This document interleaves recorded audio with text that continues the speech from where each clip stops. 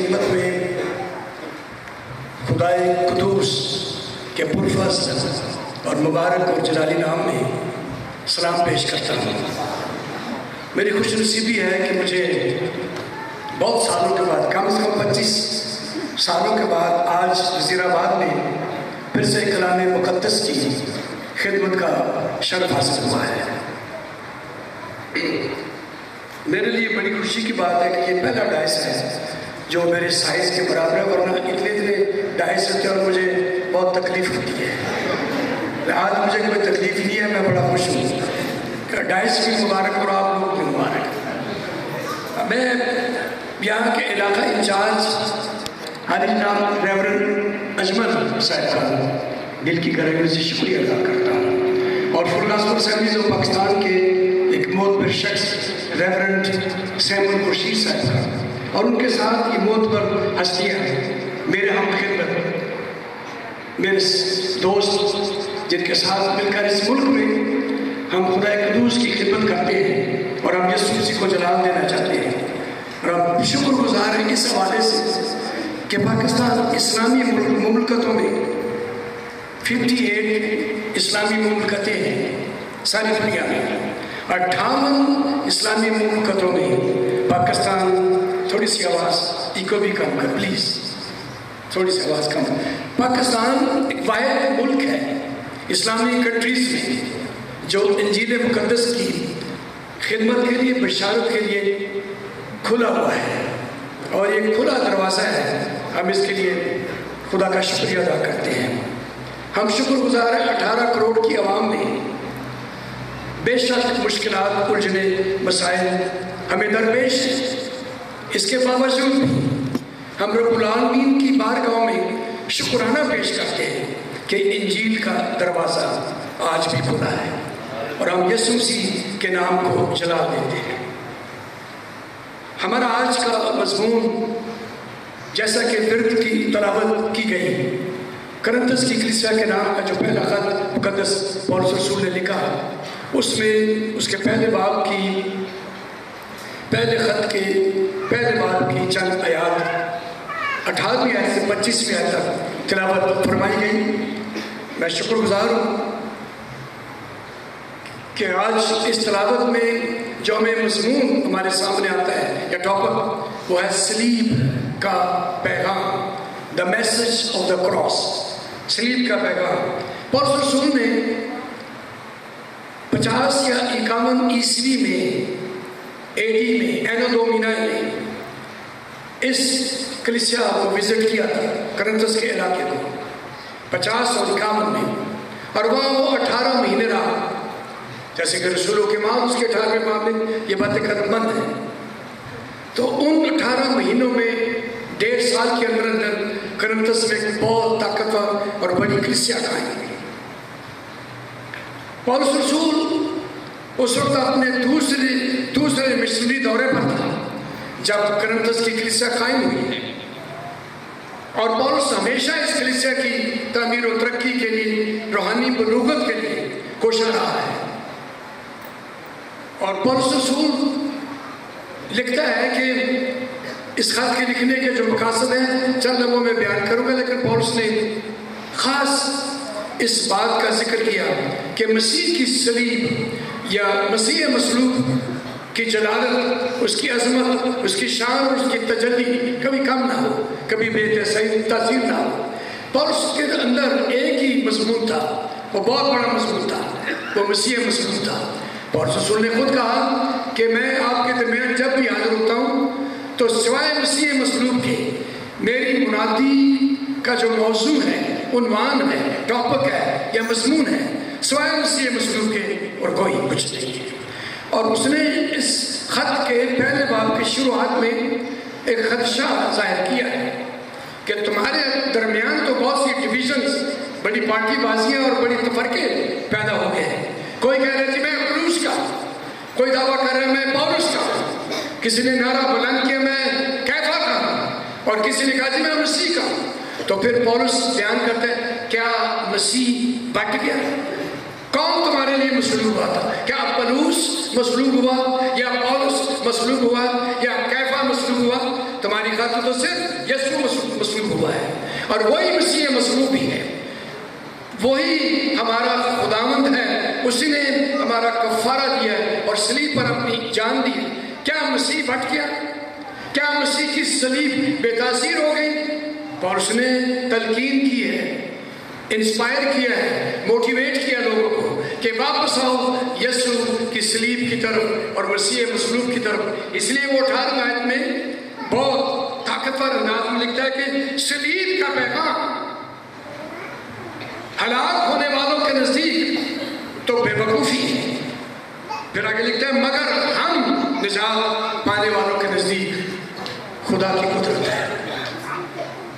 अजीजों, पौलुस रसूल ने यह खत 56 ईस्वी में लिखा था, और जो दूसरा खत है उसके तकरीबन 1 साल बाद पौलुस ने मकदूनिया से खत लिखा था।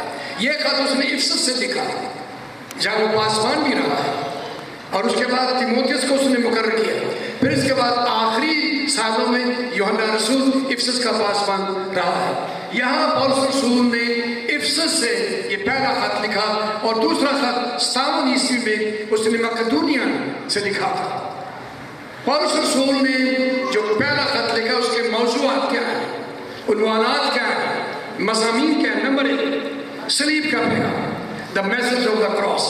पौलुस ने एम्फसाइज किया, जोर दिया इस बात पर, और अपने कलम में बड़े जोर के साथ ये बात लिखी है कि सलीब ही है जिस पर मसीह मसलूब हुआ और वो मरकर जी उठा है, और यही सलीब सारी दुनिया के लिए गुनाहों से खलासी का, मुक्ति का, मखलसी का, रिहाई का, आज़ादी का पैगाम लेकर आई है। पौलुस रसूल ने पहला जो मज़मून था जिस पर जोर दिया है वो यीशु की सलीब है और उसकी मसलूबियत है। दूसरा जो उसका मज़मून था कलीसिया की नशोनुमा, चर्च ग्रोथ, उसके बारे में पौलुस रसूल ने बयान किया है। और तीसरी बात इस बात पर जोर देता है कि कलीसिया मसीह का बदन है, बॉडी ऑफ क्राइस्ट। कलीसिया मसीह का बदन है, और बदन के जितने अज़ा हैं उनके फंक्शन उसने बयान किए, काम उसने बताए हैं, और उसने बताया कि कुछ इज्जत वाले अज़ा हैं, कुछ बेइज्जती वाले अज़ा हैं, लेकिन सारे बदन के अंदर मौजूद हैं, और हर एक का अपना अपना अलग अलग काम है, फंक्शन है, और उनके अपने अपनी एक्टिविटीज़ हैं, सरगर्मियाँ हैं, और वो सारी बातें उसने मसीह के बदन को बयान करते हुए पेश की है। और तीसरी बात उसने रूहानी नेमतों का भी, चौथी बात रूहानी नेमतों का भी जिक्र किया, और पांचवी बात उसने जिनसी नपाक कुव्वतों के खिलाफ कलम उठाया। उसका ये मज़मून ये भी था कि तुम्हारे दरमियान हरामकार, ज़िनाकार, बदकिरदार लोग हैं, शराबी हैं, कातिल हैं, जानी, वो भी कलीसिया में आ गए, जो बुत परस्ती करते हैं, बुतों की कुर्बानियाँ करते हैं। इनसे भी पौलुस ने रोका, कहा ये खतरा है तुम्हारे लिए। और फिर पौलुस रसूल ने एक और मज़मून लिखा बिदअतों के खिलाफ, हेरेसीज़ के खिलाफ। और आज भी कई दफ़ा कलीसिया में बिदअतें आ जाती हैं जो रासुकुल एतकाद लोगों को तकलीफ पहुंचाती हैं। जो कलीसियाँ जिनकी बुनियाद यीशु मसीह है उनके लिए तकलीफ, दुख और मुसीबत का और गम का सबब ठहरती है। लिहाजा बिदअतों के खिलाफ भी पौलुस रसूल ने कदम उठाया। जब वो जिनसी नापाक कुफ्तों की बातें लिखता है तो वो बयान कर प्रोस्टिट्यूशंस, कस्बियों के बारे में उसने बहुत जिक्र किया। अफलातून ने, प्लेटो ने बाकायदा करंथस के इलाके का नाम रखा था प्रोस्टिट्यूट गर्ल, के कस्बी लड़की। करंथस के शहर का नाम ही अफलातून ने रख दिया था, क्योंकि वहाँ जिनसी नापाक कुफ्तें बड़ी बुरे अंदाज में काम करती थी, और उसने उनके खिलाफ भी कदम उठाया। और फिर पौलुस रसूल ने मोहब्बत का एक नगमा लिखा है, कि अगापे मोहब्बत का। पौलुस रसूल ने अगरचे इरोस जो नफसानी जिनसी मोहब्बत है, स्तोर के जो माँ बाप की मोहब्बत की, उसका भी जिक्र किया। फिर उसने पौलुस रसूल ने फिलिया या फिलियो बरादराना उल्फत का भी जिक्र किया। लेकिन पौलुस ने अगापे मोहब्बत को पहला दर्जा दिया, जैसा कि पहला करंथियों का खत है उसके 13वें बाब में मोहब्बत का नगमा उसने पेश किया है कि मोहब्बत क्या चीज़ है, क्या नहीं करती और क्या करती है, क्या कबूल करती है, क्या छोड़ देती है। इस वाशिकाफ अल्फाज में मोहब्बत का नगमा पेश किया है। याद रखिए پولس رسول نے صلیب کا جب وہ ذکر کرتا ہے اس نے دو گروپ ہمیں دکھائے. پہلا گروپ ہے جو ہلاک ہونے والا ہے اور دوسرا جو گروپ ہے یا دوسرا گروہ ہے وہ نجات پانے والے لوگ ہیں. ہلاک ہونے والے لوگ اور نجات پانے والے لوگ دونوں گروہوں کا اس نے ذکر کیا ہے. اور غور کیجیے جو ہلاک ہونے والے ان کا ایٹیٹیوڈ, ان کا رویہ, ان کا سبھاؤ, ان کا مزاج, ان کی طبیعت, ان کا کریکٹر, ان کا کردار وہ کیا ہے اس کا بھی ذکر کیا ہے. پولس رسول لکھتا ہے ہلاک ہونے والے نمبر 1 وہ صلیب کے پیغام کو یا مصلوبیت کو خدا کی کمزوری سمجھتے ہیں اور بیجوز ہے اس کا کہ وہ خدا کی بے وقوفی سمجھتے ہیں. یہ کیسے ہو سکتا ہے کہ کوئی مجسم خدا ہو کر آئے اور وہ زمین پر آئے اور وہ صلیب پر اپنی جان دے؟ یہ تو بے وقوفی سے لگتی ہے, لوگوں نے اس کو ایکسیپٹ نہیں کیا.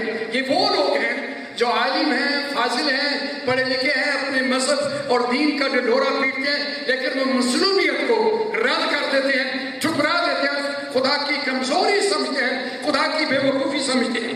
پھر ایسے لوگ بھی ہیں جن میں جوش قبیلہ ہے, یہودیوں کا بہت بڑا قبیلہ ہے, وہ ٹھوکر کھا گئے جب یسوع مسیح صلیب پر ہوا, اس نے اپنی جان قربان کی. تو جوش قبیلہ, یہ یہودی لوگ, بنی اسرائیل قوم اس مصلوبیت سے ٹھوکر کھائی, یسوع کی صلیب سے ٹھوکر کھائی. اسٹمبلنگ بلاک ان کے لیے تھی, انہوں نے اس کو رد کیا, ٹھکرا دیا اور قبول نہیں کیا. ایک اور بات کہ کچھ غیر قوموں کا بھی پولس ذکر کرتا ہے. غیر قوموں کے سامنے مصلوبیت یا مسیح مصلوب کا یہ بڑا عظیم کارنامہ وہ لکھتا ہے کہ خدا کی بے حکمتی سمجھ رہے تھے کہ یہ ان وائز سٹیپ ہے خدا کا, اس میں کوئی حکمت دکھائی نہیں دیتی, یہ تو کمزوری سی ہے, بے وقوفی سی ہے. لیکن جو نجات پانے والے لوگ تھے ان کا نعرہ کچھ اور تھا, ان کی سوچ کچھ اور تھی, ان کا ویژن کچھ اور تھا, ان کا رویا کچھ اور تھا, ان کا پروجیکٹ کچھ اور تھا. ان کے اندر ایک اور سوچ دل ملاتی تھی. وہ کیا تھی؟ نجات پانے والے لوگ جو گناہوں سے, ابلیس سے, بدروہوں سے, پتال سے, سزاؤں سے, وبال سے, جہنم سے بچ گئے, انہوں نے نجات پائی. ان لوگوں کا کیا رویہ؟ نمبر 1 انہوں نے نعرہ لگایا صلیب خدا کی حکمت ہے. It's the wisdom of God. یہ بے وقوفی ہر کس نہیں, صلیب خدا کی حکمت ہے, اور حکمت بچانے والی حکمت, گناہوں سے آزاد کرنے والی حکمت. لہٰذا میں اس اسٹیج پر سے اعلان کرتا ہوں, نجات پانے والوں کو مبارکباد دیتے ہوئے یہ کہنا چاہتا ہوں کہ صلیب نجات پانے والوں کے سامنے ان کی نگاہ میں یہ خدا کی حکمت ہے, وزڈم آف گاڈ. نمبر 2 یہ خدا کی قدرت ہے, پاور آف گاڈ. صلیب کے بارے میں لکھا ہے کہ صلیب کا پیغام ہلاک ہونے والوں کے نزدیک تو بے وقوفی ہے, مگر ہم نجات پانے والوں کے نزدیک خدا کی قدرت ہے. تو نجات پانے والے لوگ یا جو نجات پا چکے یا آج پائیں گے, ان کا نعرہ ہے کہ صلیب خدا کی قدرت ہے, خدا کی کمزوری نہیں ہے. صلیب خدا کا الہی منصوبہ ہے, صلیب خدا کا الہی اہتمام ہے, انتظام ہے. صلیب وسیلہ نجات ہے, اور یہ واحد وسیلہ نجات ہے, منفرد ہے, یونیک ہے, بے مثل ہے, بے مثال ہے, بے نظیر ہے. اس سے بڑھ کر خدا کے سامنے اور کوئی رستہ نہیں تھا انسان کو واپس اپنے حضور میں لانے کا, انسان کو پھر گناہوں سے آزاد کرنے کا, یا ابلیس کے چنگل سے چھڑانے کا, جہنم کی سزاؤں سے بچانے کا, پتال اور لا علاج بیماریوں اور ابلیس اور بدروہوں سے چھٹکانے کا. خدا کی نگاہ میں کوئی رستہ نہیں تھا, کوئی طریقہ کار نہیں تھا, سوائے اس سے کہ یسوع مسیح کلمہ خدا, خدا کا بیٹا, ابن خدا, یسوع المسیح خدا کا برہ, وہ صلیب پر اپنی جان قربان کرے اور یوں خدا اور انسان کو آپس میں ملا دے.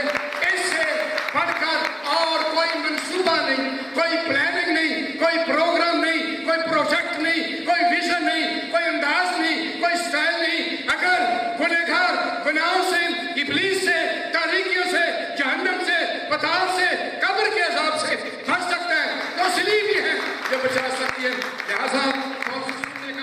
सलीब का पैगाम हलाक होने वालों के नज़दीक बेवकूफ़ी ठहरी, लेकिन निजात पाने वालों के नज़दीक ये खुदा की कुदरत है। इसलिए मैं सलीब वाले को, सूली वाले को लाखों अरबों अरबों खरबों सलाम भेजता हूँ कि उसकी सलीब ने सारी ज़मीन पर निजात बखेर दी है। इसलिए मैं यीशु को सलूट करता हूँ। हज़ारों लाखों अरबों सलूट है मेरे यीशु के लिए जो मसलूब हुआ और मरकर जी उठा, जिसकी कब्र आज भी यरूशलेम में खाली है। हालेलुया, उसके नाम। कुरान हकीम जो अहले इस्लाम की इल्हामी किताब है, उसमें एक आयत मुबारक लिखी गई, वमा क़त्लू वमा सलूबू, वो ना कत्ल हुआ ना मसलूब हुआ। एक पॉइंट। लेकिन सूरह मरियम की उसकी 33वीं आयत में लिखा है, अल मसीहा की ईसा अलैहिस्सलाम की गवाही सुनिए। सूरह मरियम की 33वीं आयत, मुबारक है वो दिन जिस दिन मैं पैदा हुआ। पहला पॉइंट, विलादत अल मसीह, विलादत सआदत अल मसीह। मुबारक है वो दिन जिस दिन मैं पैदा हुआ, मुबारक है वो दिन जिस दिन मैं मरूंगा, और मुबारक है वो दिन जिस दिन मैं जी उठूंगा। यीशु की विलादत, यीशु मसीह की मौत कलवरी पर, और यीशु मसीह का मुर्दों में से जी उठना, तीनों ही बातें इस आयत मुबारक सूरह मरियम की 33वीं आयत में मौजूद है। किसी के पास कुरान हकीम हो, आप अपने घरों में इसकी तिलावत फरमाइए और इस आयत को देखिए जो मैं आपकी खिदमत में पेश कर रहा हूँ। लिहाजा आपकी खिदमत में ये बताना चाहता हूँ कि ये खुदावंद यीशु मसीह का मसलूब होना दुनिया का सबसे अनोखा, अचंबा, निराला, यूनिक, मुनफरिद, बेमिसाल वाक़या है। इसकी मिसाल हमें किसी और जगह नहीं मिलती। अब आपकी खिदमत में मैं ये कहना चाहता हूँ, खुदावंद यीशु मसीह को हमदर्दी की जरूरत नहीं। हाय उसको क्यों सलीब, ये ना कहो कि वो सलीब पर मर गए। लोग अपनी झूठी हमदर्दियाँ, आपको मुबारक हो आपकी हमदर्दियाँ, पर मेरे मसीहा को हमदर्दी की जरूरत नहीं है कि जी वो जिसके हाथों में कील ठोके गए, जिसकी पसली छिल गई, जिसके पाँव में भी कील ठोके गए, जिसके सर पे कांटों का, नहीं जी वो हमें मसलूब ये वाला यीशु नहीं हमें चाहिए। हमें वो यीशु चाहिए जो सीधा सीधा रहे और सीधा ही पैदा हुए कि बस मुर्दे शुर्दे जिंदा, फिर वो आसमान पर चुप करके चला जाए। वो मेरा यीशु नहीं है। वो बैक डोर से आने वाला यीशु मेरा यीशु नहीं। मेरा यीशु सलीब के लिए आया था, मसलूब होने के लिए आया था। और उसने खुद कहा था, मत्ती रसूल की इंजील है उसके 16वें बाब में 16, 17, 18, 19, 20, 21 आयत में पहले तो क्राइस्ट ने ये फरमाया, और मैं इस पत्थर पर अपनी कलीसिया बनाऊंगा जिस पर मौत और आलम के दरवाजे हरगिज़ गालिब नहीं आएंगे। फिर क्राइस्ट ने कहा कि मैं यानी इब्ने आदम अपनी तरफ इशारा करके कि इब्ने आदम यरूशलेम में जाएगा, फकीहों और फरीसियों और बुजुर्गों के हाथों जुल्म सहेगा और वो मर जाएगा, और वो तीसरे दिन मुर्दों में से। जो शख्स खुद अपनी मौत का जिक्र करता हो उसे किसी की हमदर्दी की जरूरत नहीं। जो शख्स खुद कहे मेरा नस्ल है, मेरा कॉन्स्टिट्यूशन, मेरा दस्तूर अमल, मेरा कानून, मेरा दस्तूर, मेरा लीगल, मेरी जिंदगी, मेरा नस्ल है, मेरा विजन, मेरा प्रोजेक्ट ये है कि मैं गुनहगारों, सारी उम्मतों और कौमों के गुनहगारों के लिए अपनी जान सलीब पर दे दूं और मर जाऊं और फिर तीसरे दिन जी उठूं। जो खुद बयान करता है उसे हमदर्दी की जरूरत नहीं है। हाय जिसको बचाएं किसी तरीके से सलीब से, वो सलीब पर तो जान देने के लिए आया था और मरने के लिए तो आया था ताकि जी उठे। आप याद कीजिए यूहन्ना रसूल की मार्फत लिखा गया इंजीली बयान उसके 10वें बाब की 18वीं 17 और 18 इन दोनों आयात में लिखा है, बाप मुझसे इसलिए मोहब्बत रखता है कि मैं अपनी जान देता हूँ। फिर आगे फरमाया क्राइस्ट ने, मुझे अपनी जान देने का भी प्यार है और कोई मुझसे छीनता नहीं।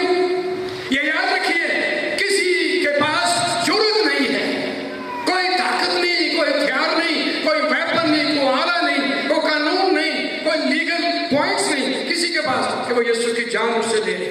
यीशु ने खुद फरमाया कि मैं अपनी जान खुद ही देता हूँ और मेरे पास इख्तियार है कि अपनी जान दे दूं, मेरे पास इख्तियार है कि अपनी जान फिर वापस ले लूं। कोई मुझसे छीनता नहीं। اس لیے آپ کی ہمدردیاں ہمیں نہیں چاہیے، نہ میرے یسوع کو۔ آپ کی ہمدردیاں آپ کو مبارک اور آپ تک کی رہے۔ کرائسٹ صلیب پر جان دینے کے لیے آیا ہے اور مرنے کے لیے آیا ہے، مصلوب ہونے کے لیے آیا ہے۔ یہ بائبل مقدس خدا کا الہام ہے، یہ لا تبدیل خدا کا کلام ہے، immutable, انچینجیبل، the word of God، خدا کا الہام۔ الہام کے معنی یہ ملہم لفظ سے نکلے ہے جس کا معنی سانس، the breath of God۔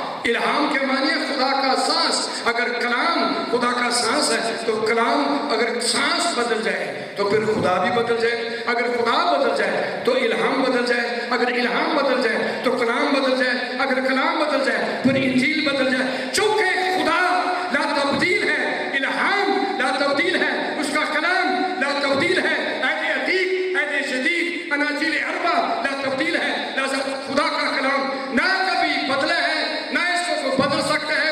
یوحنا عارف کا مکاشفہ اس کے 22 باب کی 18 میں لکھا ہے کہ نبوت کی اس کتاب میں نہ کچھ بڑھانا اور نہ کچھ اس میں سے نکالنا، جو نکالے گا اس پر آفتیں نازل ہوگی۔ اور امثال کی کتاب ہے، سلیمان بن داؤد نے امثال کی کتاب لکھی، 30ویں باب کی 5ویں 6 آیات میں اس نے فرمایا کہ خدا کا ہر ایک سخن پاک ہے اور خدا ان کی سپر ہے جو اس پر توکل کرتے ہیں۔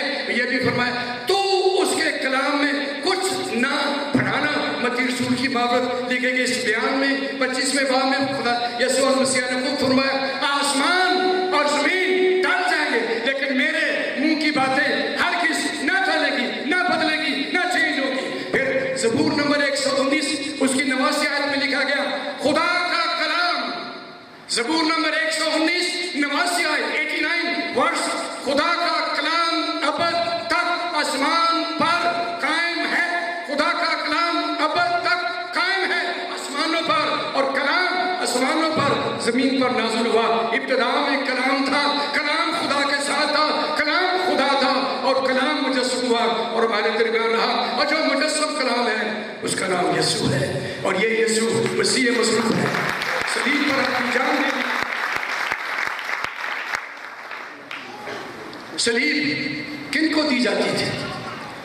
مجرموں کو، خونیوں کو، باغیوں کو، سرکشوں کو، لٹیروں کو، قاتلوں کو۔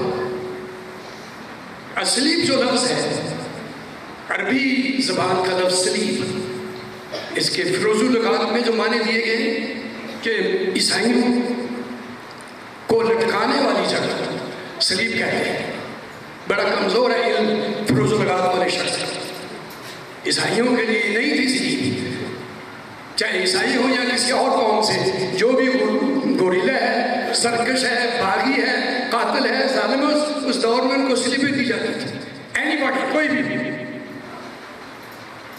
عربی میں اس لفظ کے معنی بیان کیے گئے، لیکن جو دار لفظ ہے عربی میں اس کے معنی ہے مقام، گھر یا جگہ، لیکن فارسی میں دار لفظ کے معنی ہے پھانسی کے لیے لٹکائے جانے والا مقام یا لکڑی جس پر پھانسی کے لیے لٹکایا جائے، اس کو دار فارسی لفظ ہے، عربی بھی ہے۔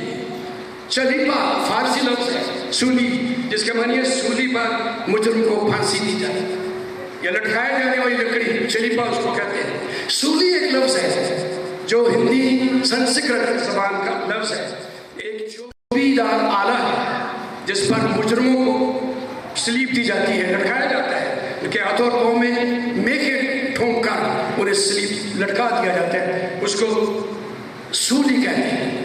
میں نے اپنی شاعری میں بہت دفعہ سولی لفظ بھی استعمال کیا، دار بھی استعمال کیا، صلیب بھی استعمال کیا۔ ایک میں نے شعر لکھا تھا، غزل لکھی، تیری باتوں میں ہم نے کیا دیکھا، تیری باتوں میں ہم نے کیا دیکھا، کبھی انسان کبھی خدا دیکھا، تیری باتوں میں ہم نے کیا دیکھا، کبھی انسان کبھی خدا دیکھا، ہر طرف سولیاں دیکھی، ہر طرف سولیاں، یہ لفظ میرے ذہن میں نہیں آ رہا، آ گیا، ہر طرف سولیاں کھڑی دیکھی، ہر طرف ناصری لکھا دیکھا، تیری باتوں میں ہم نے کیا دیکھا، کبھی انسان کبھی خدا دیکھا، کیسی تھی غمناک کہانی، درد میں ڈوبا قصہ تھا، جس کو سن کر باغ کا ہر پھول خون کے کے آنسو رویا تھا.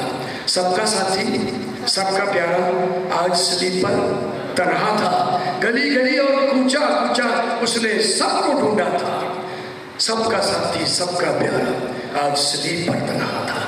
یہ 2 غزلیں میں ابھی لکھی جون کے مہینے صلیب کے بارے میں. اتنا وقت نہیں ہے کہ میں آپ کو سناؤں. ابھی پنجابی کا بھی گیت لکھا میں نے ریسنٹلی, کل لکھا, بلکہ کرسمس کا 2 گیت لکھے. اب طرزیں بناؤں گا کل یا پرسوں کسی اور موقع پر. آپ کی خدمت میں بتانا چاہتا ہوں کہ میں نے یسوع کی چرنی کے پیدائش کے بہت گیت لکھے ہیں, لیکن سب سے زیادہ میں نے صلیب کو گیت. آپ کبھی آئیں گے لاہور, میرے پاس میں تشریف لائیے تو میرے ڈرائنگ روم میں یسوع کی صلیب کی تصویر, جس کے کانٹے اس کے سر پر ہیں. مجھے اس کی سولی سے پیار ہے, اس کے لبوں سے محبت ہے, اس کی خوشبو مجھے زندہ رکھتی ہے. یسوع کے خون کی خوشبو مجھے زندگی دیتی رہتی ہے, اور یسوع کے خون کی خوشبو آپ کو بھی زندہ رکھتی ہے. ان بیٹیوں کو, ان بہنوں کو, نوجوانوں, بزرگوں کو, بلکہ پوری مسیحی قوم کو یسوع کے خون کی خوشبو زندہ رکھتی ہے. ہیلیلویا. اس لیے ہم مسیح مصلوب کے لیے در حقیقت یسوع مسیح کی مصلوبیت کفارہ ہے, کفارہ ہے.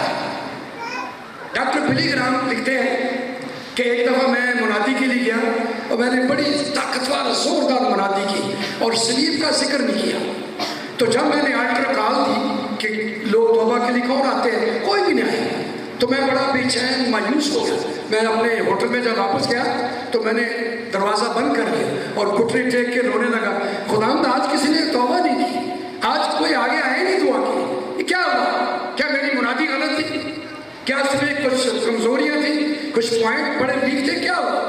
تو آواز آئی, بلی گرام لکھتے ہیں مجھے آواز آئی, تو نے آج یسوع کی صلیب کا ذکر نہیں کیا. جس مضمون میں صلیب نہیں ہوگی وہ مضمون بیکار ہوگا. میں آپ کی خدمت میں بہت تیزی سے چند باتیں کہنا چاہتا ہوں, آپ سنیں گے غور سے.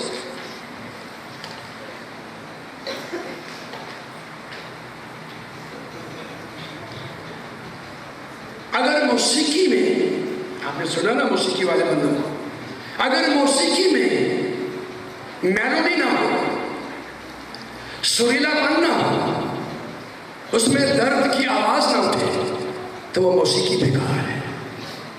آپ سنیں گے, دل تھام کے سنیں. اگر پھول میں سے خوشبو نکل جائے اور خوشبو اس میں نہ ہو تو وہ پھول بیکار ہے. اگر حساب کی کتاب میں سے, میتھمیٹکس میں سے اعداد و شمار کو, نمبرنگ کو نکال دے, وہ حساب ہی بیکار ہے. اگر کسی بدن میں سے سانس نکال دے, وہ بدن مر گیا ہے. اگر کرسچینٹی میں سے صلیب نکال دے, کرسچینٹی مر جائے گی. کرسچینٹی زندہ ہے کیونکہ صلیب زندہ ہے, کیونکہ یسوع مصلوب ہے. اگر ہسٹری میں سے, پوری تاریخ میں سے فگرز اینڈ فیکٹس نکال دے, صداقتوں کو نکال دے, سچائیوں کو نکال دے, حقائق کو نکال دے, تو ساری ہسٹری مر جاتی ہے.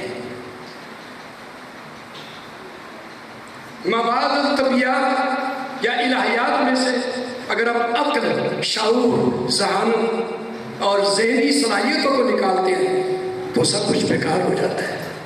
کرسچینٹی میں سے, بائبل میں سے ہم صلیب نہیں نکال سکتے. چارلس اسپرجن لکھتا ہے کہ پیدائش جو پہلی کتاب ہے اس سے لے کر مجھے مکاشفہ کی کتاب تک ان 66 بکس میں ایک سرخ لکیر دکھائی دیتی ہے, اور چارلس اسپرجن لکھتا ہے وہ یسوع کا خون ہے. 66 کتابوں کو ایک ہی کتاب بنا دیا ہے, اور کس نے بنایا ہے؟ یسوع کی صلیب پر بہتے ہوئے اس کے لہو نے. ان باتوں کو ہم یاد رکھ سکتے ہیں. آپ کی خدمت میں بہت جلدی بیان کروں گا. کفارہ, یسوع کی مصلوبیت یا اس کا صلیب پر جان دینا کفارہ ہی ہے. کفارہ کیا ہے؟ کفارہ لفظ کفر سے ہے, عربی لفظ کفر ہے, یاد کریں گے. اور عبرانی میں, ہیبرو لینگویج میں یوم کیپور, اٹونمنٹ انگریزی میں, جس کے معنی ہے ایٹ ون ٹائم, ایک ہی وقت میں سارا کام تمام ہو جائے. یہ کفارہ ہے. کفارہ یا سلیب کا پیغام ایک ہی ہے، ہم ان کو ڈیفرینشیٹ نہیں کر سکتے. اور کفارے کے حوالے سے جو نبوتیں ہیں، پروفیسیز یا جو تشریحات ہیں یا پیشین گوئیاں ہیں یا علامتیں ہیں یا نشانات ہیں، وہ ہم اہل عتیق میں سے دیکھیں گے. اولڈ ٹیسٹامنٹ بہت جلدی سے آدم اور حوا نے، آپ مجھے جواب دیں گے، جب گناہ سے سرزد ہوا تو کیا لکھا ہے؟ ان دونوں کی آنکھیں کھل گئی اور وہ دونوں ننگے تھے. تو انہوں نے اپنے ننگے پن کو ڈھانپنے کے لیے کیا کیا تھا؟ انجیر کے پتوں کی لنگیاں سی کر اپنے سطر کو، ننگے پن کو ڈھانپا تھا. لیکن جب دھوپ پڑی اور یہ پتے سوکھ گئے، وہ پھر دونوں ننگے ہی ننگے تھے. پھر انہیں لنگیاں بنانی پڑی. یہ عارضی ٹریٹمنٹ ہے. ہم تمام ادیان کا، مسالک کا، مذاہب کا شکریہ ادا کرتے ہیں، لیکن یہ انجیر کی پتیاں ہی ہیں. دھوپ پڑتی ہے جب آزمائشوں کی، دکھوں کی، گناہوں کی تپتی دھوپ میں یہ پتیاں ختم ہو جاتی ہیں. پر پھر خدا قدوس نے کیا کیا؟ لکھا ہے پیدائش بک آف جینیسس چیپٹر 3 ورس 21. پیدائش تکوین، کیتھولک بائبل میں تکوین لفظ ہے، ایک ہی معنی ہے، گھبرانے کی ضرورت نہیں ہے. پیدائش یا تکوین 3 باب 21 میں ہے. وہ لکھا ہے تب خدا نے چمڑے کے کرتے انہیں بنائے، جانوروں کی خال سے چمڑے کے کرتے بنائے، اور ان دونوں کے ننگے پن کو کس نے ڈھانپا؟ کس کو ذبح کیا؟ کس کو؟ جانور کو، ایک برے کو ذبح کر کے اس کی کھال سے، اس کے چمڑے سے 2 کرتے بنائے اور آدم کو بھی ڈھانپ دیا اور حوا کو بھی ڈھانپ دیا. پرماننٹ ٹریٹمنٹ یہ کس نے کیا ہے؟ خدا قدوس نے، خدا محبت نے، خدا ذوالجلال نے، خدا رحیم و کریم نے، رب العالمین نے. اس نے رحم کر کے، کرم کر کے ان دونوں کے ننگے پن کو خود ڈھانپا ہے، لیکن جانور کو ذبح کر کے. آپ یاد کریں گے کہ ابراہم اپنے بیٹے کو قربان کرنے کے لیے جانے لگا. تو ابراہم جب صبح سویرے اٹھے، اس نے اپنے بیٹے کو اٹھایا اسحاق کو کہ چلو ہم نے جانا ہے سجدہ کرنے کی، عبادت کے لیے. بہت صبح سویرے نکلے دونوں باپ اور بیٹا. ابراہم کے ہاتھ میں چھری تھی اور آگ تھی، اور لکڑیاں کس نے اٹھا رکھی تھی؟ کس کو یاد ہے؟ لکڑیاں کس نے اٹھائی تھی؟ اسحاق نے. اور وہ دونوں جا رہے تھے، گدھوں پر سوار تھے، گدھے بھی ساتھ تھے اور نوکر بھی ساتھ تھے. راستے میں سوال کیا گیا، ابا حضور ہمارے پاس آگ بھی ہے، چھری بھی ہے، لکڑیاں بھی ہیں، تو برا کہاں سے آئے گا؟ تو ابراہم نے کیا جواب دیا تھا؟ اس بزرگ نبی نے کیا جواب دیا تھا؟ خدا خود سوختنی لفظ الفاظ ہیں، سوختنی قربانی کے لیے. یہ پیدائش 22واں باب 7ویں اور 8ویں دونوں آیات میں لکھا ہے کہ خدا خود سوختنی قربانی کے لیے ایک برا مہیا کرے گا. تو کس نے برا مہیا کیا تھا؟ خود خدا نے. جان دا بیپٹسٹ، یوحنا اصطباغی نے، بپتسمہ دینے والے نے یسوع مسیح کو اپنی طرف آتے دیکھ کر کہا، دیکھو یہ خدا کا برا جو جہان کا گناہ اٹھا دیا جاتا ہے. جہان کے نہیں، جہان کا گناہ اٹھا دیا جاتا ہے. The nature of sun. جب یونانی ترجمہ پڑھتے تو مالک ہے دا نیچر آف سن، گناہ کی فطرت اٹھا لیا جاتا ہے. کیونکہ آدمی جس کے اندر گناہ کی جبلت ہے، گناہ کی فطرت ہے، گناہ کی نیچر ہے، وہ گناہ پر غالب آ نہیں سکتا، اپنے آپ کو گناہ سے روک نہیں سکتا. کسی مشنری کی بحث اپنے خنسامے سے ہو گئی، بہت سال پرانی بات ہے، شاید 100 سال سے بھی زیادہ. اور خنسامے نے کہا صاحب جی اگر میں آدم کی جگہ دوں گا، میں کوئی سا گناہ کرنا، نہ ہوا کرن دینا سی تو نہ آپ بھی کرنا سی. مشنری نے کہا نہیں آپ بھی اگر ہوتے تو آپ سے بھی گناہ. نہیں جی نہیں کی گناہ کرنے جی، میں نہیں سا کرنا. بحث شروع ہو گئی جی. خنسامے کی مکھن مسیح اس کا نام تھا، معاف کرنا اگر کوئی مکھن مسیح ہو. مکھن مسیح کے ساتھ مشنری کی بحث ہوئی. بحث یہ تھی کہ انسان گنہگار ہے، انسان کے اندر گناہ کی فطرت ہے، اس کی جبلت، اس کی نیچر، اس کی سوچ، اس کی طبیعت میں گناہ، اس کے سبھاؤ میں، مزاج میں گناہ چھپا، اور وہ مجبور ہے گناہ کرنے کے لیے. اس کا فیصلہ کمزور ہوتا ہے، اس کا کانشیس، اس کا ضمیر اس کا ساتھ نہیں دیتا، اور وہ گناہ پولس نے کہا تھا نا کہ جس نیکی کا میں ارادہ کرتا ہوں وہ تو مجھ سے ہوتی نہیں، اور جس بدی کا میں ارادہ نہیں کرتا وہ مجھ سے ہو جاتی ہے۔ پس اس کا کرنے والا میں نہ رہا بلکہ گناہ ہے جو مجھ میں، بس انسان کے اندر تو گناہ بس ہے۔ مسٹری اس کو سمجھاتے رہے، مکھن مسیح نہیں سمجھی جی۔ ایک دن مسٹری نے کچھ وقفہ رکھ کے نا چند دنوں کا ایک ٹوکری لی، اس ٹوکری میں چوہیا، چھوٹی سی چوہیا بند کر دی اور اس کو ڈائننگ ٹیبل پہ سجا دیا۔ کہنے لگا مکھن مسیح اس کو نہیں آپ نے ہاتھ لگانا، کہنے جی نہیں، اس نے کہا اس میں کوئی خاص چیز ہے آپ اس کو کبھی نہ پڑھو، کہنے جی نہیں میرا دماغ خراب ہے، کو ہاتھ نہیں لگا۔ اچھا 2-4 دن کے بعد اس نے کچھ شور سنا کہ بچوں کو چیز کھڑ کرتی ہے، ہلدی جلدی، اور ایک دن صاحب جب ناشتہ کر کے باہر نکلا نا تو صاحب بھی دیکھ رہا تھا بھی وہ کردہ کی۔ اب مکھن نے کیا کہ جی پٹاری کھولی دے چوئی جڑی سے کڑا پکا کے باہر مکھن ڈنڈا لائے کو مگر کدی اس کورج شور میں مسٹری صاحب اندر آ گیا، کیا ہوا مکھن کیا ہو گیا؟ کہنے لگے جو چوئی اٹھی سی بند کی سی انہیں مصیبت پائی اور قابو نہیں آئی۔ تو اس نے کہا نہیں وہ چوہیا ضروری نہیں ہے، میں تجھے سکھانا چاہتا ہوں کہ آدمی گناہ کرتا ہی کرتا ہے، جس چیز سے اس کو منع کرے وہ ضرور کرے گا۔ اس لیے تو یاد کر کہ انسان گنہگار ہے، سب نے گناہ کیا، سب خدا کے جلال سے محروم ہیں۔ لہذا اس لیے رومیو کے خط میں پولس نے کہا کوئی راستہ باز ایک بھی نہیں۔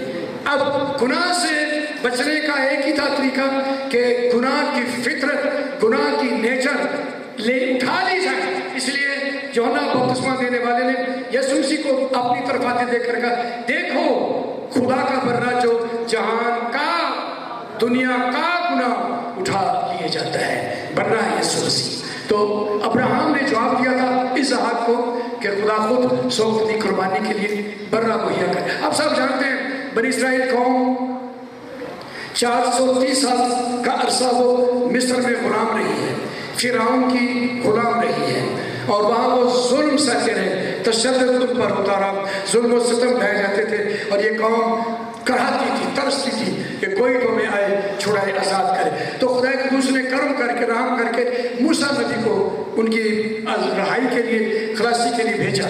موسیٰ گیا، اس کا بڑا بھائی ہارون اس کے ساتھ تھا، مریم مدری تھی۔ انہوں نے اعلان کر دیا کہ بنی اسرائیل قوم اب یہاں نہیں رہے گی، ہم نکلیں گے، ہم پہاڑ پر جا کر خدا کی عبادت کریں گے۔ تو پھر خدا کا کلام بتاتا ہے خروج کی کتاب میں پہلے باب میں، دوسرے باب میں، تیسرے باب، یہ تینوں اب آپ پڑھ لیجئے کبھی موقع ملے آپ کو، یہ کہانی، یہ داستان آپ کو مل جائے گی۔ تو اس وقت خدا کا کلام لکھتا ہے کہ موسیٰ نے 10 آفتیں اس کے دور میں آئی ہیں، کیونکہ 10 دیوتا تھے مصر کے، ہر دیوتا کے برخلاف خدا نے آفت نازل کی ہے۔ مصری 10 دیوتوں کو پوجتے تھے۔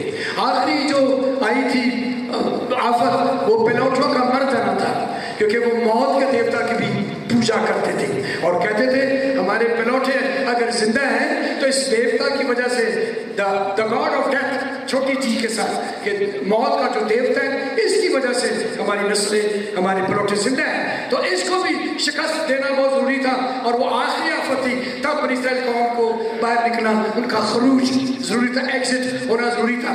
اب خدا کے کلام میں لکھا ہے کہ آخری جو آفت نازل ہوئی کہ میں مصر کے تمام پلوٹے مار دوں گا، یہاں تک کہ فرعون کا پلوٹا بھی مر جائے گا، جانوروں کے پلوٹے بھی مر جائیں گے، لیکن اسرائیل کا کوئی پلوٹا نہیں مرے گا۔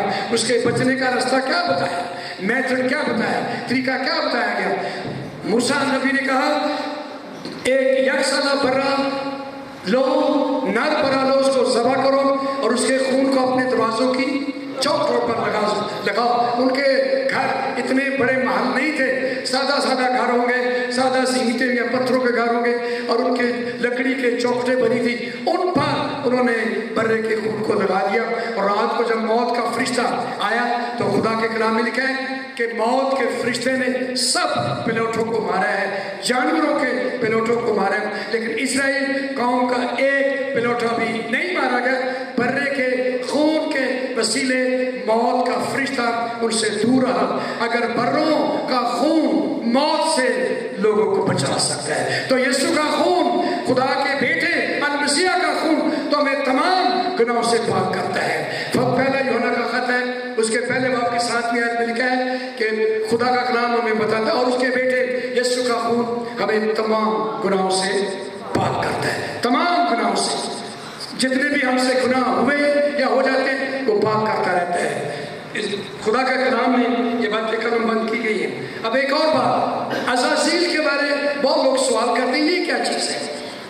سردار قائم سال میں ایک بار 2 بکرے لیتا تھا، ایک بکرے کو ذبح کر کے اس کا خون پاک ترین مقام میں چھڑکتا تھا سال میں ایک بار، اور ساری امت اور قوم کا کفارہ دیتا، اور دوسرے بکرے پر اپنے ہاتھ رکھتا تھا، امت کے گناہ، اپنے گناہ اس پر لاد کے اس بکرے کو بیابان میں چھوڑ دیتا تھا۔ عزازیل کے طور پر، عزازیل کے معنی میں نے بڑی ڈکشنری دیکھی، تلاش کی، جب امریکہ میں بھی پڑھنے گیا جس کی تلاش میں نے کی کہ عزازیل کے لفظی معنی چھوڑ دیا جانا۔ تو خداوند یسوع مسیح نے بھی جب گناہ اس پر لادے گئے تو کرائسٹ نے صلیب پر فرمایا تھا، اے میرے خداوند، اے میرے خدا، تو نے مجھے کیوں چھوڑا؟ عزازیل جو گناہ لے گیا تھا اٹھا کر، دور لے گیا تھا، یسوع مسیح ہمارے گناہ بھی اٹھا کر صلیب پر مصلوب ہوا ہے۔ یہ اعمال 16ویں باب میں یہ بات قلم بند ہے۔ اب میں آپ کی خدمت میں کوڑی کی مثال دینا چاہتا ہوں۔ جب کوڑی شفا پا جاتا تھا، یہ احبار کی کتاب، موسیٰ کی توریت کی کتاب کی جو تیسری کتاب ہے، پیدائش اور خروج اور پھر احبار جو تیسری کتاب ہے کتب میں سے، اس میں بیان کیا گیا 13ویں باب میں 14ویں باب میں کوڑی کی شفا کے بارے۔ کوڑی کے بارے پہلے تو موسیٰ کہتا ہے کہ وہ اپنے ہونٹ چھپا کے رکھے، اپنے کپڑے پھاڑ کے رکھے، اپنی بات بکھیر لے اور چلاتا رہے، ہر وقت ہر لمحہ شور مچاتا رہے، ناپاک ناپاک ناپاک۔ یہ کوڑی کے بارے 13ویں باب میں بیان کیا گیا۔ اس کے بعد 14ویں باب میں اس نے کہا جب کوڑی کو شفا مل جائے تو وہ چلتے ہوئے پانی کے قریب جا کر کھڑا اور ایک برتن بھی لے، زوفا لے اور پھر دیودار کی لکڑی لے اور سرخ کپڑا لے اور 2 زندہ پرندے لے اور چلتے ہوئے پانی کے قریب کھڑا ہو، برتن لے کر پہلے ایک پرندے کو اوپر ذبح کرے نیچے والے پرندے پر، اور جو نیچے زندہ پرندہ ہے اس پر اوپر والے پرندے کا خون آ جائے تو اوپر والا پرندہ مر گیا، یہ یسوع کی موت کی طرف اشارہ۔ پھر جو نیچے زندہ ہے جس پر خون گرا اس کو فضا میں چھوڑ دے، یہ یسوع مسیح کے زندہ ہونے کی پیش نشانی ہے۔ جو اوپر والا پرندہ ذبح ہوا یسوع کی موت کی طرف اشارہ ہے، اور جو دوسرا پرندہ فضا میں چھوڑا گیا وہ یسوع کے مردوں میں سے جی اٹھنے کی پیش نشانی ہے۔ لہذا آبار 13واں باب 14واں باب یسوع مسیح کی مصلوبیت کا ذکر کرتا ہے۔ آپ کی خدمت میں ایک اور بات میں یہ بیان کرنا چاہوں گا، چاروں انجیلوں میں یسوع مسیح کی مصلوبیت کا ذکر ہوا ہے۔ سنیں گے غور سے، خدا کا کلام ہمیں بتاتا ہے کہ سوائے فلمون کے خط کے اور دوسرا یوحنا اور تیسرا یوحنا ان میں مصلوبیت کا ذکر نہیں ہے، باقی تمام نئے عہد نامہ کے تمام کتب میں یسوع کی صلیب کا، اس کے خون کا ذکر ہوا ہے۔ متی رسول کی انجیل میں 141 حوالے ہیں یسوع مسیح کے کفارے کے، مصلوب ہونے کے، جان لینے کے، خون والے۔ 141 ریفرنس دیے گئے ہیں، حوالہ دیے گئے۔ مرکز کی انجیل میں 116 دفعہ یسوع مسیح کے صلیب کے حوالے دیے گئے ہیں۔ لوکا رسول کی انجیل کے 2 طویل ابواب ہیں، بہت طویل ابواب، دونوں ابواب میں لوکا رسول کی جو انجیل ہے اس میں 2 چیپٹرز ہیں، ان میں یسوع کی صلیب کا ذکر ہوا ہے۔ پھر میں آپ کی خدمت میں یہ بیان کرنا چاہتا ہوں، پولس نے اور پطرس رسول نے دونوں نے بہت وسیع انداز میں یسوع کی صلیب کا ذکر کیا ہے۔ ایک بہت بڑے عظیم خادم نے ڈاکٹر ہاورڈ کیلی، انہوں نے بیان کیا جب یسوع نے اپنی خدمت کا آغاز کیا تھا، صلیب ہی سے شروع کیا تھا۔ جب خدمت مکمل ہوئی تو صلیب پر اس نے صلیب پر ہی کہا تھا تمام ہوا۔ وہ لکھتے ہیں لوکا 2 باب 49 آیت، اور پھر یوحنا کی معرفت انجیل ہے اس کا 19واں باب اس کے 30۔ انجیل مقدس کی یہ بات سنیں، لوکا 2 باب 49 آیت، وہاں کرائسٹ نے کہا کہ تم مجھے کیوں ڈھونڈتے ہو؟ کیا تم کو معلوم نہ تھا کہ مجھے اپنے باپ کے ہاں ہونا ضرور ہے. یہ لوکا کی معرفت انجیل مقدس 2 باب 49 ہے. یعنی مجھے باپ کا کام جو منصوبہ ہے اس کو پورا کرنا ہے، اور وہ سلیب تھی. پھر کرائسٹ نے سلیب پر کہا تھا. یوحنا کی معرفت لکھی کی انجیل 19 باب کی 30 آیت لکھا ہے، تب جب یسوع نے وہ سرکہ پیا تو کہا تمام ہوا، اور سر چکا کر اپنی جان دے دی. کرائسٹ کا خدمت کا آغاز ہی سلیب کا اعلان تھا، اور جب وہ کلوری پر تھا تو کفارہ دیا گیا، جان قربان کر دی گئی. تو اس سے پہلے فرمایا تمام ہوا، اٹ از فنشڈ. جو نجات کا کام ہے وہ پورا ہو گیا. آج سے 1978 میں ہمارے ملک کے وزیر اعظم ذوالفقار علی بھٹو کو جب پھانسی دیے جانے والی تھی تو اس نے تارا مسیح سے کہا تھا، تارا مسیح finish it, finish it, finish it. میں نے خود تارا مسیح سے مل کے پوچھا تھا کیا کہا تھا وزیر اعظم صاحب نے.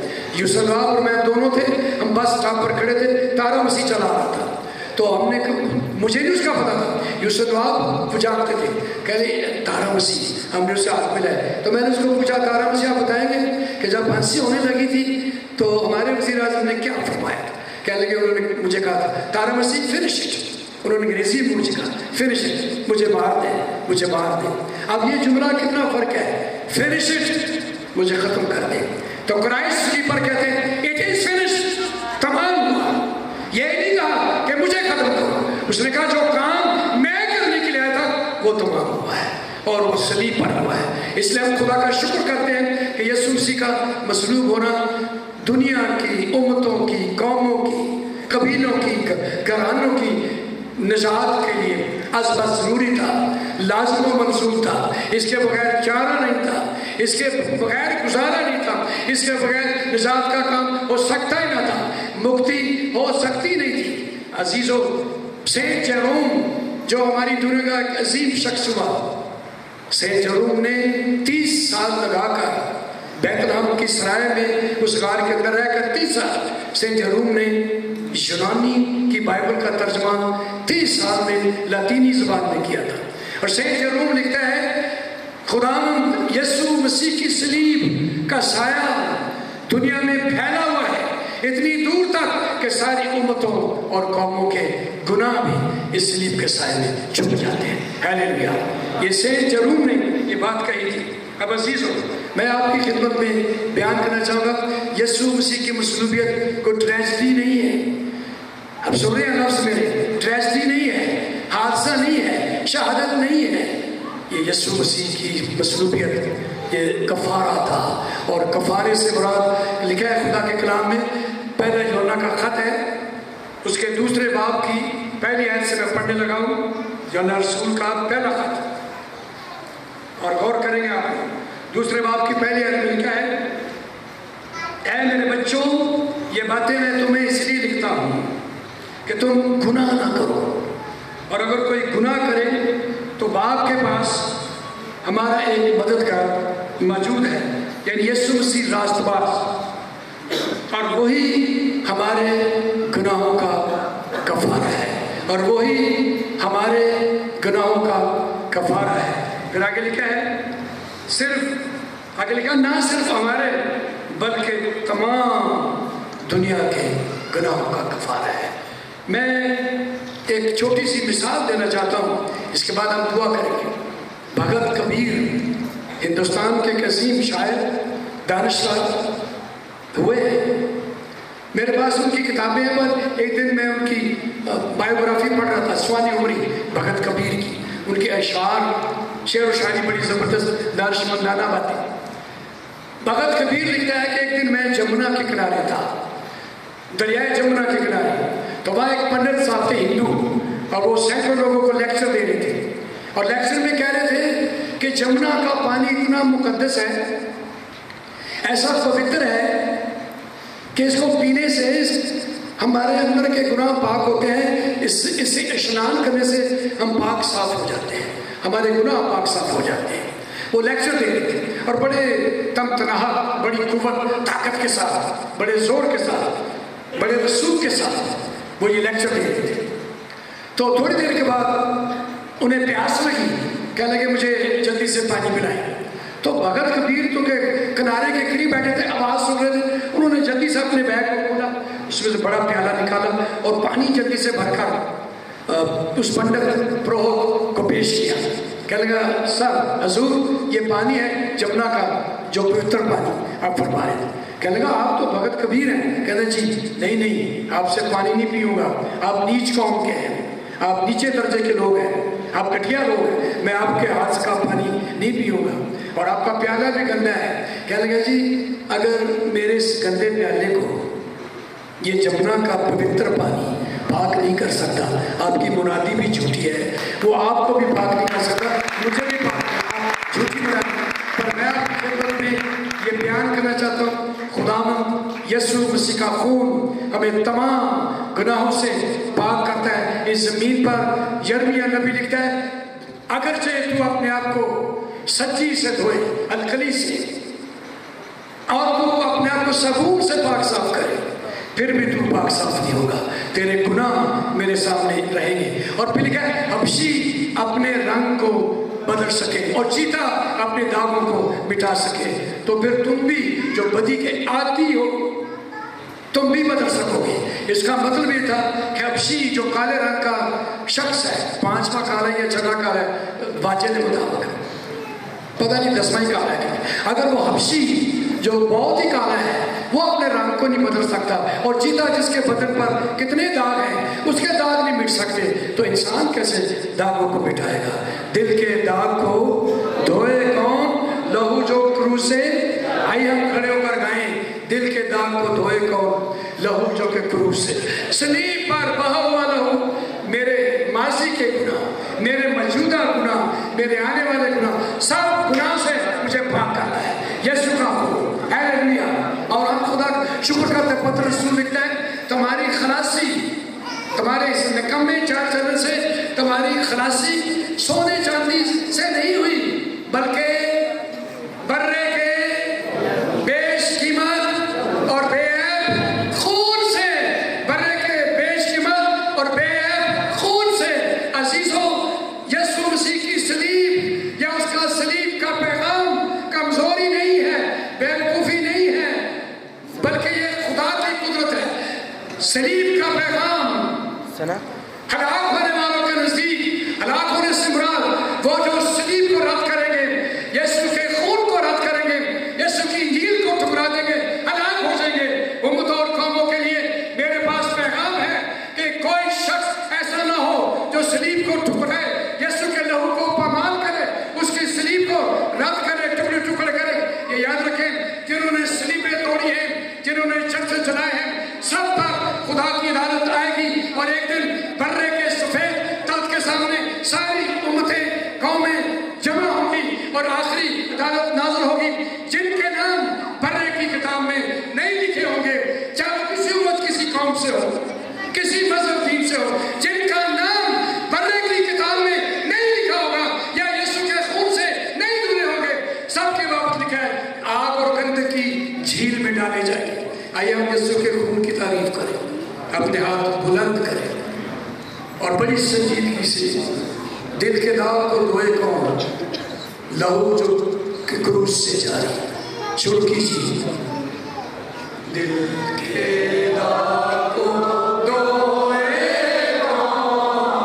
लहू जो के क्रूस से जारी, मेरे मर्ज़ खोए कौन? लहू जो के क्रूस से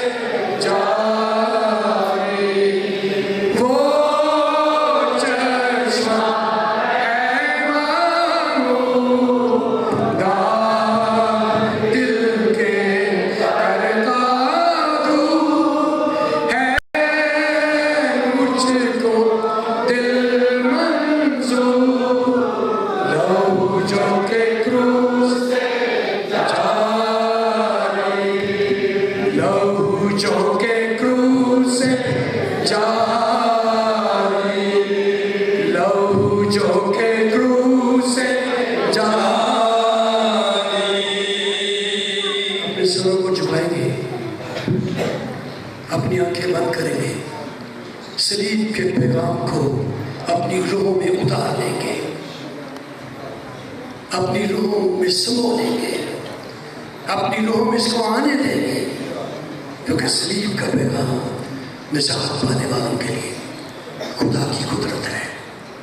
पावर ऑफ गॉड। सलीब खुदा की कुदरत है, सलीब खुदा की कुदरत है। सब लोग झुकाएंगे, आंखें बंद करेंगे बड़े इज्जत और इकराम के साथ। और जो लोग आज अपने गुनाहों से आज़ाद होना चाहते हैं, धुलना चाहते हैं, पाक साफ होना चाहते हैं, वहीं खड़े खड़े अपना हाथ उठा लीजिए दलेरी से। सब ने गुनाह किया और सब खुदा के जलाल से महरूम है, और सलीब पर सबका कफारा दिया गया, सारे गुनाहों का कफारा दिया गया। अपने हाथ उठाइए और हम शुक्रगुजारी करेंगे। इसके साथ मैं बीमारों के लिए भी दुआ करना चाहता हूँ। जो बीमार हैं, इस चर्च में तशरीफ लाए हैं या चर्च से बाहर आज तशरीफ फरमाए, लिखा है उसके मार खाने से हमने शिफा पाई है, हमने शिफा पाई। यशायाह नबी लिखता है उसके मार खाने से हमने शिफा पाई, और पतरस रसूल इसका इक़्तिबास करता है, वो लिखता है उसके मार खाने से तुमने शिफा पाई। यशायाह कहता है हमने शिफा पाई, और पतरस रसूल लिखता है तुमने हमारी तरफ इशारा है। पहला उस इशारा उसकी अपनी तरफ है, हमने, तो दूसरा इशारा मेरी तरफ है, आपकी तरफ है, हमने शिफा पाई। हालेलुया। अपने हाथों को उठा लीजिए, शुक्रगुजारी की। मेरे पीछे की दुआ कीजिए। खुदा कदूस, तेरे बेटे यीशु ने सलीब पर मसलूब होकर अपनी जान का फिदिया देकर मेरे लिए बेशकीमत खून बहाकर निजात के दरवाजे खोले हैं, फिर दोस्त के फाटक खोले। तेरा शुक्र, तेरी तारीफ हो। मेरे दिल को नया दिल बना दे और गुनाहों से मुझे आज़ाद कर दे, और यीशु के बेशकीमत खून से मुझे धो डाल और मुझे नया शख्स बना। मुझ पर करम कर, मुझ पर रहम कर, मुझे बरकत दे, मुझे ज़िंदगी दे, अपनी ज़िंदगी दे, निजात दे, क्योंकि तेरे सलीब का पैगाम, तेरी सलीब का पैगाम, तेरी सलीब का पैगाम तेरी कुदरत है। तेरा शुक्र हो, तेरी तारीफ हो।